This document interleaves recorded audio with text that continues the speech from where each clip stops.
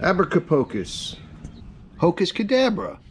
So this is the old system that was in there. Essentially, this was connected to the fuel tank and ran into the second inline pump, and then to the fuel filter, and then this AN line connected to the hard line that goes to the front of the car.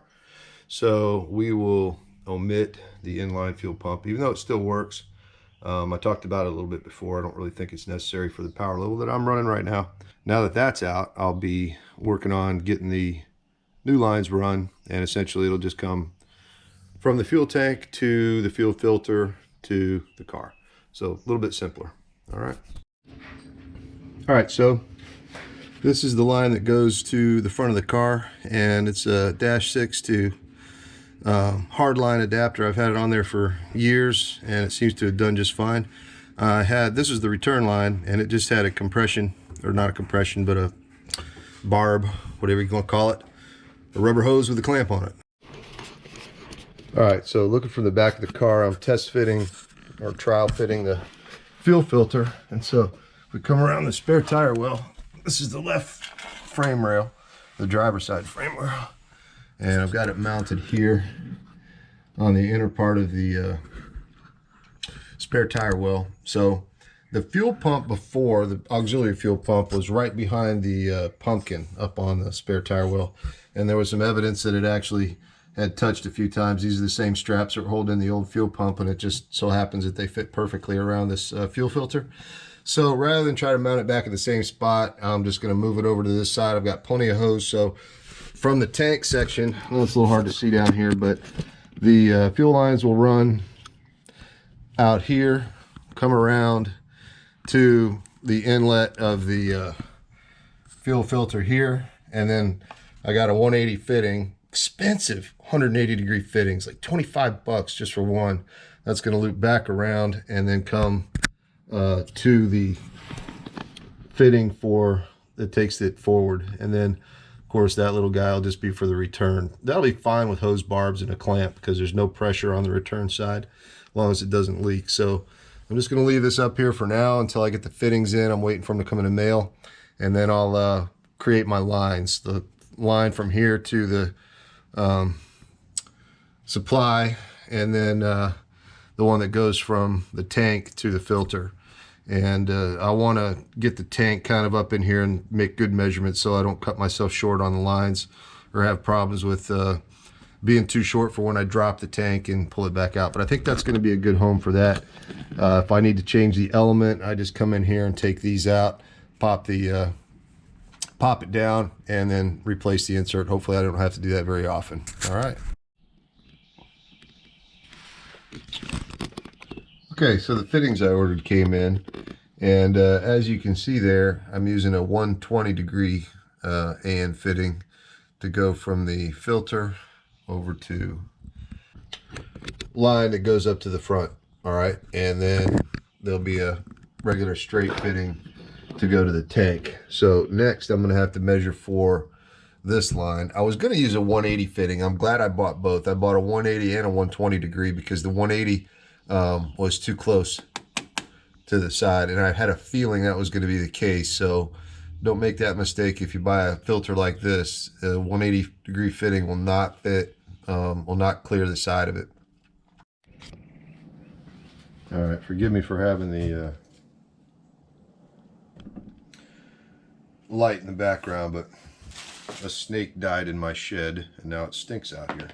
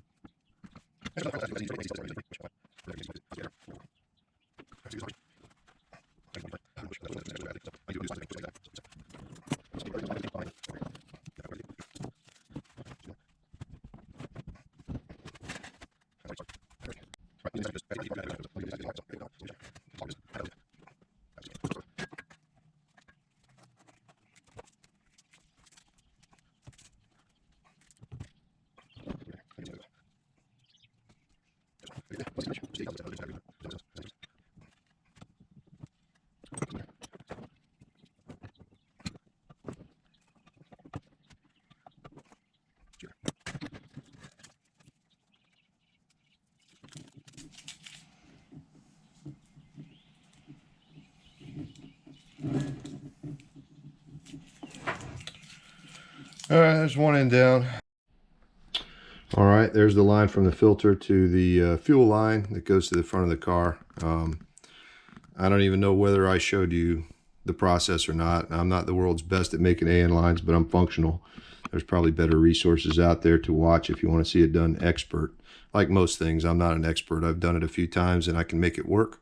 But my stuff doesn't leak, which is a good thing. So I say that now. Watch me jinx myself. Anyways, we're going to go ahead and get that attached up. All right, so I got the line connected from the filter out to the car. So the next line is going to be a little trickier because it's got to go from the filter into the pump, and I don't want to make that line until I know how long it's got to be. So I'm going to have to practice fit the tank. It's empty now, so it's not as big a deal. I might make the first end just so that I can work with a length of hosing that's already connected up reasonably. So we'll work on that next. So I wasn't able to find a fitting that would go from dash 6 on the return line, from dash 6 to the size hard line. So what I'm going to do is put a barb fitting for that. Returns don't have much pressure, so that's going to be a barb fitting. So the hard line that comes out of the chassis is going to have a bar. It's already got a flare on it. I showed that earlier. And then on this end, we're going to use. Let's see if I can do this with. You don't want to know what I'm holding the camera with right now. All right, so this fitting right here will go in here and then attach there. All right, I know it's black, it's a little tough to see, but that's what it looks like. It's just an AN to barb, and so that way I'll be able to connect up the return line using that. That should be fine. So I'm just going to screw that on here right now, not tightly. I'm just trying to get it in place because these fittings aren't tight yet either on the pump itself. All right, and then for the outlet, I'm going to attach this AN6 line first. I got to keep that camera up. Let's see. So this will go on here, and I'll have this loosely attached when I put the tank in. That way I can measure the length of the line for the other fitting. I feel like it's a lot easier to do it from this end than from the end in the car. So that's what I'm going to work on next. I'll have to reposition the tank back around to the car and start trying to get it in position.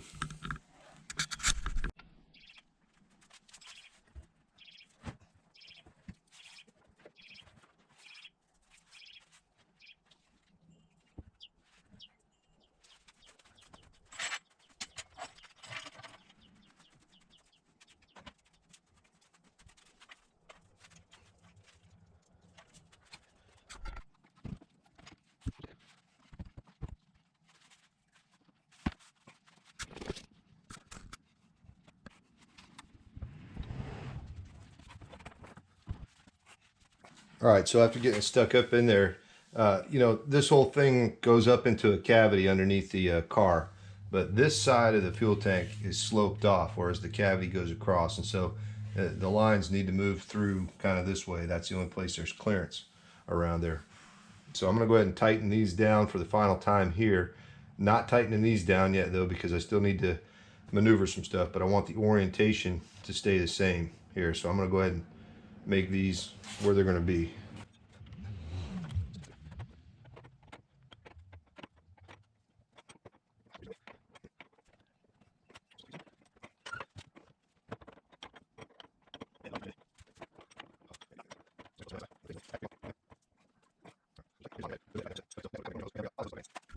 All right, I got the outlet line taken care of, so I'm going to go ahead and attach it for hopefully the last time here.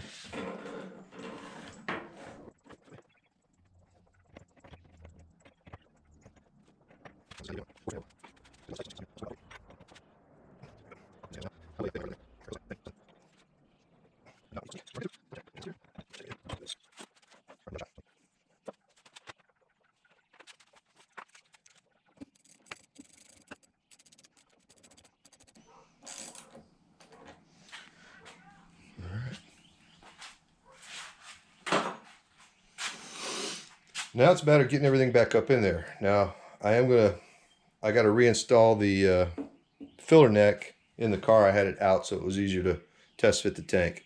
So I'm gonna get the filler neck all cleaned up, get it back in there, and it's just a matter of working the tank back in.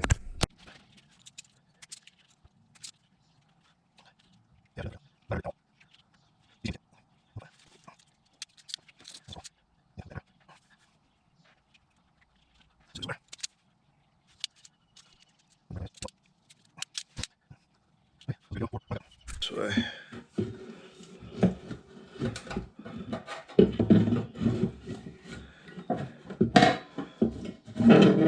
There we go. Oh, yeah, can't screw that down until I get the gas cap. Those other two pieces down here have to go on. I'll do that from underneath.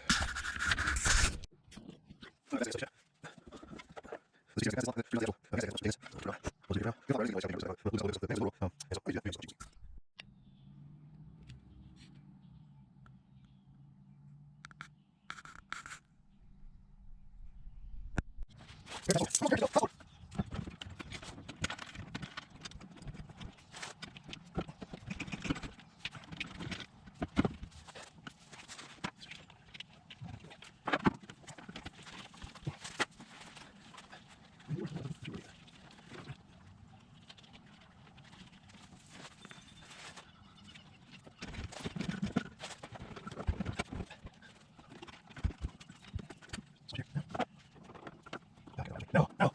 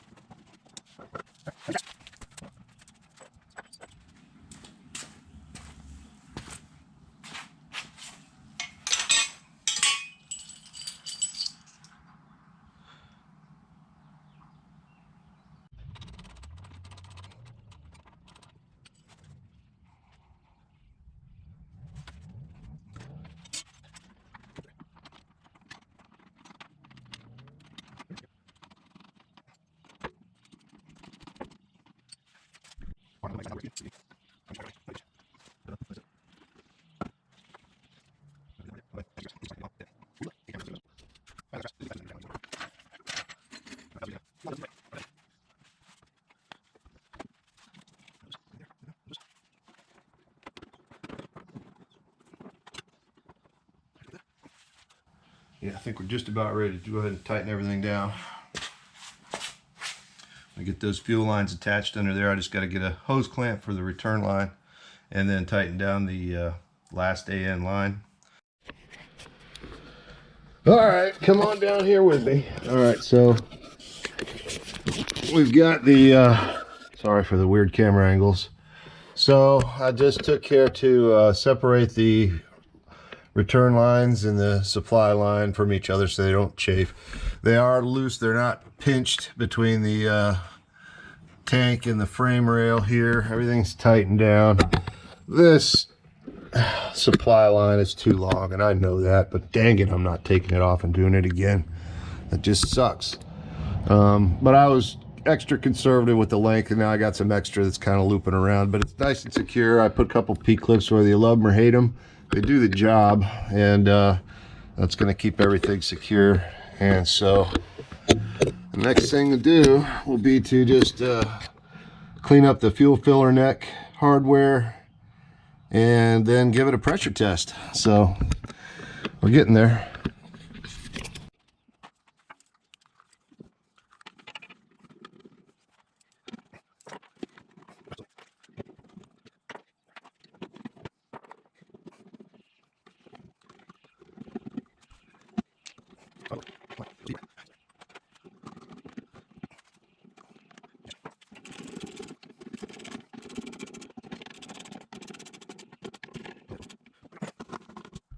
All right, so the pump's in, everything's tightened down. Now it's time to just check to see if I've got fuel pressure.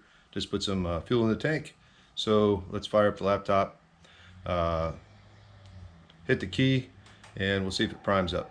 before I can hook up the laptop, I have to turn the key on, and when I turn the key on, it's going to prime the fuel pump. So the first check I'm going to do is just to see if we've got fuel pressure on the fuel pressure gauge. So I'll turn it on but not start it, let it prime, and then I'll get out and go back, see if I've got any leaks, and we'll see if we can listen, see how loud that's going to be. I don't think it's going to be that loud.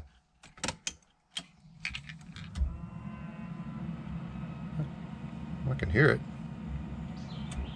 All right, there's one. It got it up to a whopping 5 psi. I'm going to do that one more time.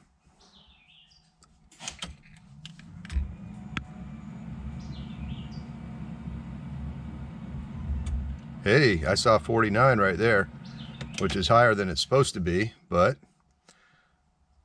we can make adjustments to the regulator if it turns out that that's where it's going to sit. Well, now that's 50. That's the highest I've ever seen. So that's going to completely throw off my fuel pressure table. I may wind up having to make some adjustments with the fuel pressure regulator. Wow, I wonder what kind of restriction I've been operating under all this time. That's funny. All right, I'm going to go check for leaks. All right, let's give it a shot here. I'm going to go ahead and log it, and I'm going to start it, see if it'll start. Then I'm going to jump out real quick and check for leaks.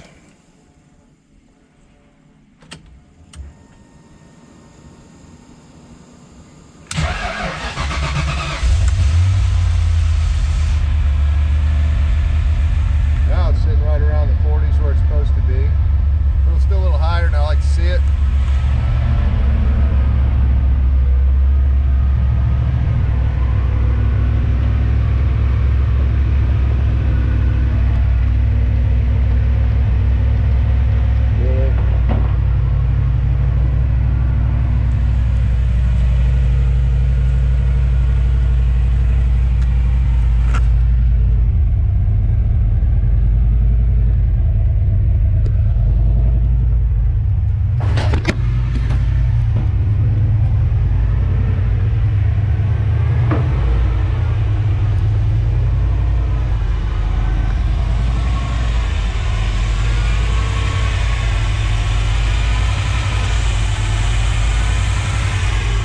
All right, I'm gonna call it right there because everything looks to be running pretty good, but I'm not gonna take a ride right now. When I do take a ride, I'll make a log of it, and we'll see how the fuel pressure is behaving during the ride. But for right now, I wanna get this in the can. It's been a long project. So thanks for watching. The next time I see you, I'll have driven it. I'll be able to give you some feedback on how all that works. So thanks for sticking around, appreciate it. Take it easy.